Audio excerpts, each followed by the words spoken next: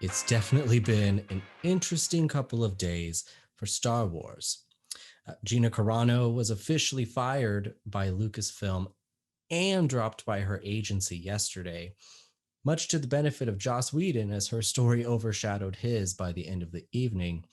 Um, but then today, also, Pedro Pascal was cast in another series for HBO for their The Last of Us adaptation. And this may mean some things for The Mandalorian season 3. And it's definitely not the first time Star Wars has had a lot of controversy and run into some major problems. So I'm going to break this all down. Um, there's definitely a lot to unpack here. So first and foremost, Gina Carano was fired.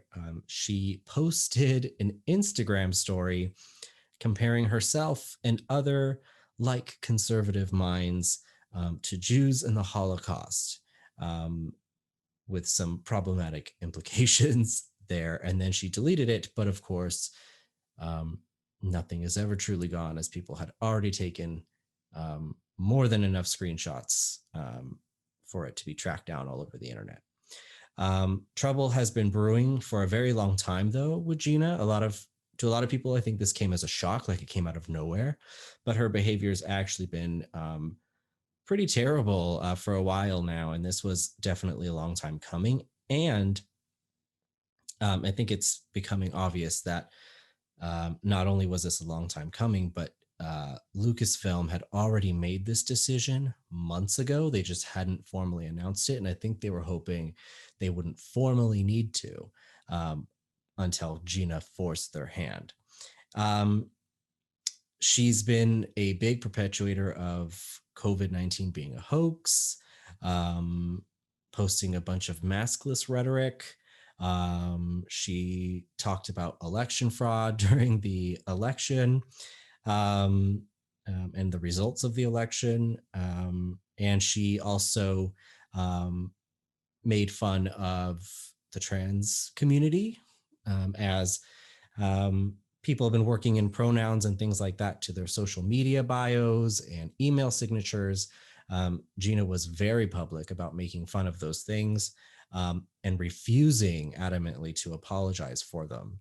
Um, and I think that's where it became evident to Lucasfilm that she was going to be a problem they were going to have to get rid of. But this has been going on for a while. So it culminated essentially up to this past fall, which is where she really began getting a lot of attention. People were trying to get Fire Gina Carano trending on Twitter, um, and were unsuccessful to do so until yesterday. So the Instagram story she posted was the last straw for a lot of people. And finally, like, Fire Gina Carano got so much attention that it became trending number one on Twitter, um, which is insane. And it sparked a lot of conversations about cancel culture, quote unquote, and what that means. But regardless, her behavior has been more than fireable for most film companies for a long time. So this definitely is not a surprise. So she was also dropped from her talent agency right after. Um, and I think she probably knew that was coming, but that's also a big deal because she's represented by UTA, which is a major agency.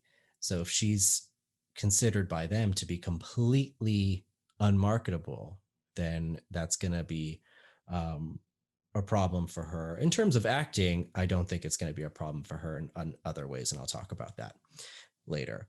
Um, but this has definitely been in the works. So after they filmed Mandalorian season 2, her character in that season had a big storyline about becoming a Ranger of the New Republic. Coincidentally, also the title of a new spin-off series that was announced at Investor Day for Disney. And strategically, though, when they announced the series, they didn't make any casting announcements. And that seems to be because they already knew that even though they had set up uh, Gina's character to be a part of that series, that it was becoming evident that they weren't going to be able to keep her around because of her behavior. It seems like they were hoping that they would be able to just kind of push her away and kind of distance themselves from her and maybe just not invite her back to play anymore. And that Star Wars would avoid having to actually deal with yet another controversy publicly. Because they've also recently had a problem with Pedro Pascal behind the scenes and have tried adamantly to cover it up. But I think this news about him today also means we're going to see less of him as well. And the Pedro Pascal thing could be a video all in of its own. But a lot of this stuff has been brewing for a while, and Lucasfilm has been frantically trying to fix it, as The Mandalorian is now its major flagship. But okay. So Mandalorian, as a production, has been having problems again because of Pedro Pascal and now because of Gina. It's led to them delaying season 3 several times, and was behind the decision to actually film Boba Fett first. So, which is why we're getting Mandalorian season 3 so late, sometime after actually this year.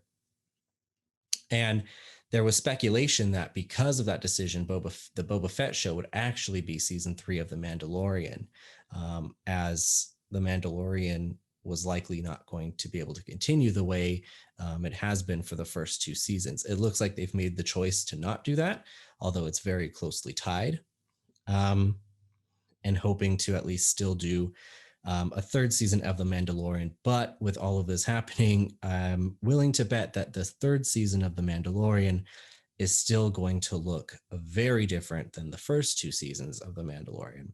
And because of the drama that they've been having behind the scenes, they were forced to actually reshoot a lot of the season 2 finale, which is why Pedro Pascal looks a bit different than the previous time we saw him in the season without his helmet. And is also why it almost kind of felt like a series finale.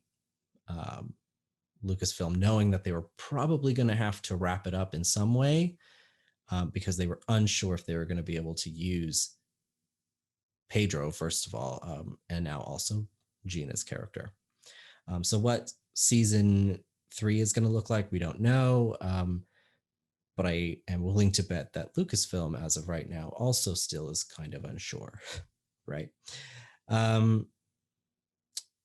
Star Wars has had a slew of problems over the past 5 years or so since the relaunch of the brand under Disney.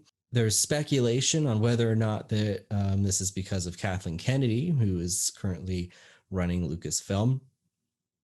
She's been blamed for a lot of the problems.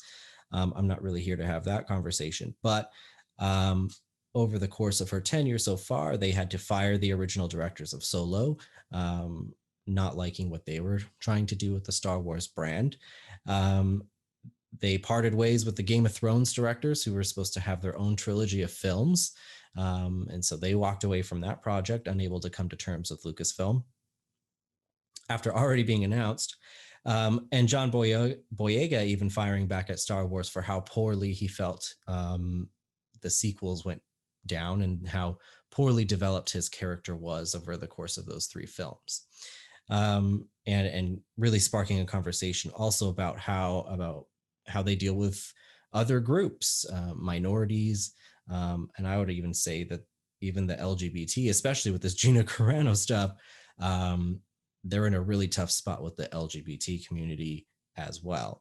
Jon Favreau has worked with not only Gina, but other conservative actors as well, which is fine.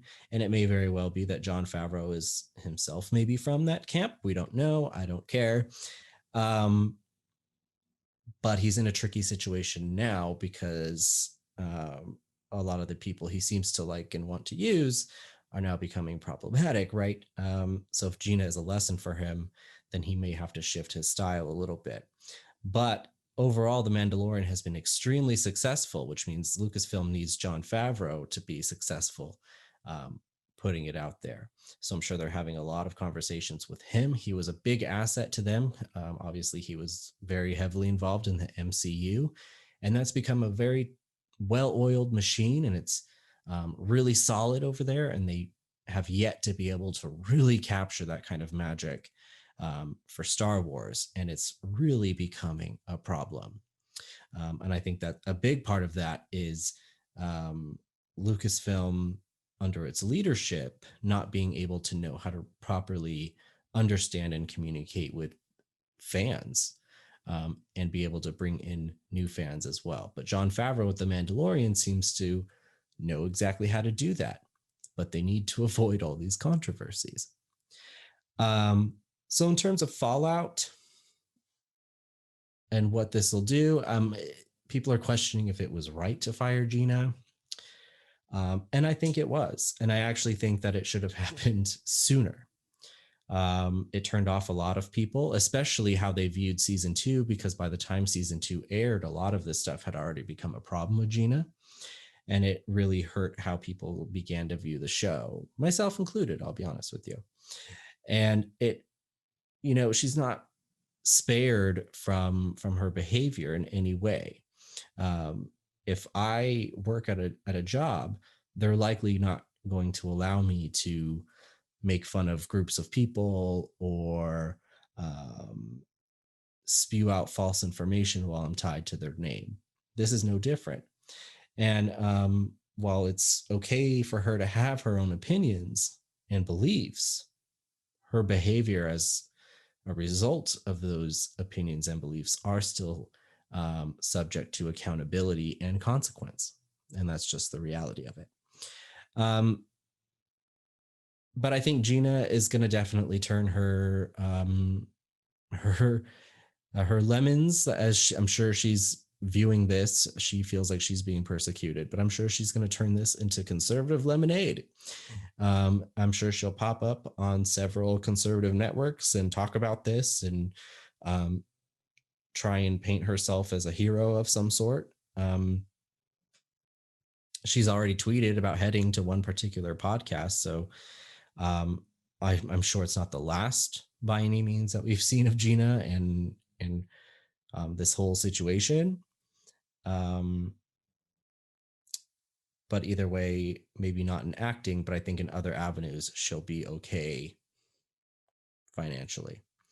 Um, Again, I think Lucasfilm was hoping that all of this stuff could kind of quietly go into the night, especially now that they don't even know that they can use Pedro Pascal. He's been cast on another series.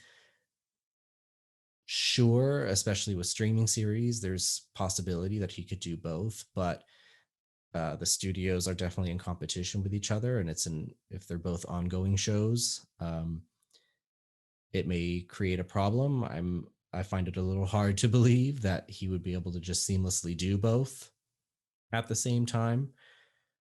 So I'm wondering if maybe this is their way of quietly distancing themselves from Pedro as well, and using that as an excuse as to why maybe they have to change the format of the Mandalorian a little bit.